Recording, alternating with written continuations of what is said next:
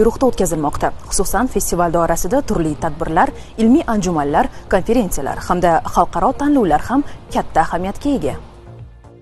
Qisqa qilib aytganda, Gullar festivali keng qamrovli tadbirga aylandi. Namangan viloyati madaniyat boshqarmasi va hamkor tashkilotlar birgalikda o'tkazilgan San'at sehri xalqaro musiqa va san'at tanlovi fikrimizning amaldagi ifodasidir.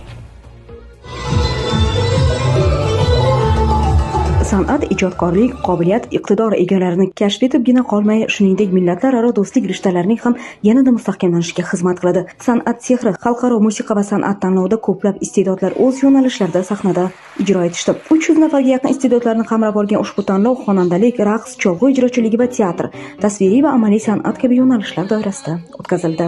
64-xalqaro Gullar festivali doirasida o'tkazilayotgan san'at sehri xalqaro musiqa va san'at tanlovida 300 ga yaqin ishtirokchilar butun respublikadan, qo'shni davlatlardan kelib ishtirok etishdi. Ular o'z ijodlarini, o'z ijrolarini namoyon etishdi va yana bir qadam oldinga surildi, chunki har bir sahnada ko'rinish, sahnadagi chiqish bu ishtirokchini, o'quvchini bir qadam oldinga yurishiga sabab bo'ladi. Maqsadimiz nima? Maqsadimiz mana shu o'quvchilarni, yosh iqtidorlarni yuzaga chiqarib, ularni keng ommaga targ'ib qilish va kelajakda, xudo xolasa, yaxshi bir